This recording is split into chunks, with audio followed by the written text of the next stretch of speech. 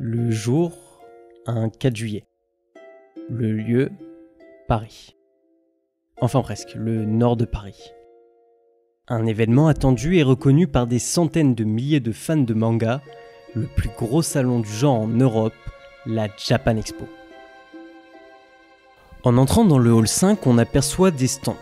Chaque année plus grands, plus gros, plus hauts les uns que les autres. Et pourtant, c'est à l'entrée du hall 6 que se trouve le stand qui nous intéresse, peut-être le plus grand de toute la convention, celui de Meian Édition. Alors comment un stand qui tenait sur 2 pauvres petites tables il y a quelques années a su s'imposer parmi les mastodontes de l'édition ?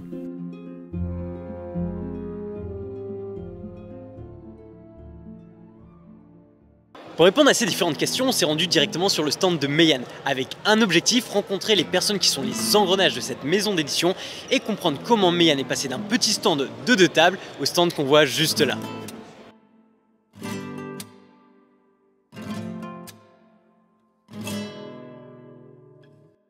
Tout semble commencer il y a une dizaine d'années quand Benjamin Uzan, patron de IDP Home Video, tombe amoureux d'une série. Un animé de 2 saisons couvrant les 22 premiers tomes de Kingdom. Seulement voilà, il y en a déjà plus de 50 au Japon et personne en France ne semble s'intéresser à publier ce manga. Un seinen avec autant de tomes, c'est pas simple. Alors Benjamin se dit, eh bien pourquoi pas nous ? En 2017, les négociations commencent. En mai 2018, un accord est trouvé et en septembre de la même année, les 432 premières pages de Kingdom sont officiellement en France. Un seul souci, Kingdom n'est pas fini, il y a plus de 50 tomes à rattraper, ils n'ont pas de réseau de distribution, et il faut trouver une solution. Et c'est là que l'expérience de IDP rentre en jeu. Pour ceux qui connaissent IDP, ils savent que par le passé, on a proposé des offres, que ce soit en DVD et en Blu-ray, aussi au format abonnement, avec des goodies, tu peux les recevoir directement à la maison, tout ça. Donc on avait cette expérience-là, on savait faire. L'offre d'abonnement a permis justement, en production, de pouvoir produire 4 tomes de qualité tous les 2 mois, et ainsi rattraper la parution japonaise en moins de 2 ans. Ça y est, Meian est bel et bien lancé. Il faut maintenant se faire connaître. Et pour ça, il y a un point de passage qui est obligatoire en France, la Japan Expo. Un stand, 2 tables, un titre, les chiffres tombent. Kingdom fonctionne. On a eu le culot, entre guillemets, de proposer cette série qui n'était pas finie, qui était longue. Et finalement, ça a porté ses fruits. Le succès a quasiment été immédiat. On a eu beaucoup de ventes. C'est ce qui a permis aussi de porter Meian sur les salons. Et de ce fait, ça a permis vraiment de développer la dynamique chez Meian, quoi. En parallèle, Meian entame un 2e pari fou. Lancer sa propre série. Ils ont un auteur, J-Square. Ils ont une histoire. Il leur manque toutefois un dessinateur. Par chance, ils trouvent Monsieur Kim Jae-won, dessinateur de la série Warcraft, disponible à ce moment-là et dont le travail se porte parfaitement à la dark fantasy du titre. Et c'est là que j'ai eu l'électrochoc, je me suis dit mais je connais son nom, je connais ce nom. T'as déjà vu sa patte, ouais. J'ai vu sa patte. Et quand j'ai su que c'était possible de travailler avec lui, je me suis dit... Tu vas être content. Voilà, c'était un rêve inespéré qui se réalisait, quoi. Egrégor, manga mi-français, mi-coréen, est lancé. Avec ce titre, Meian prend énormément d'expérience. Chaque année, ils font venir l'illustrateur directement de Corée. 1 fois, 2 fois, 3 fois. Il est temps pour Meian de jouer une nouvelle carte. On est en 2023. Et ils font venir pour la toute première fois un auteur du Japon, Masaaki Ninomiya, auteur du manga Gannibal. Cette expérience de la gestion des auteurs nous a mis en confiance pour faire la demande et pour faire venir l'auteur en 2023 de Gannibal, Masaaki Ninomiya. Ils l'ont compris, cette année la Japan Expo pour eux sera encore d'un autre niveau. Ils ont les auteurs de 2 séries différentes en dédicace, il est temps pour Meian d'agrandir le stand.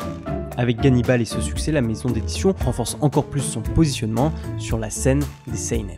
Un peu comme il l'avait fait en 2021 avec la série Kengan Ashura. Il y a d'autres succès notables qui ont permis à Meian de pouvoir gravir un peu les échelons, ne serait-ce que symboliquement auprès du public, comme par exemple Kengan Ashura. Le fait d'avoir déjà un titre spécialisé dans le MMA, qu'on appelle, on va dire, c'est un peu le titre le plus important dans le domaine des arts martiaux avec Baki, et d'avoir réussi notre pari sur Shigurui qui a beaucoup plu à l'éditeur japonais Akita Shoten, je pense que ça les a mis en confiance pour nous accorder Baki, qui est leur licence la plus importante. Vous l'aurez compris, le traitement de cette série aura permis de mettre en confiance l'éditeur et d'acquérir une série encore plus grosse, Baki, qui se positionnera comme la deuxième plus grosse série de Meian. Et ils vont montrer que leur expertise s'applique à un autre type de catalogue éditorial, le shonen, avec notamment 2 séries, Karakuri Circus et Grand Blue. Grand Blue, c'est un titre qui était très connu, très demandé.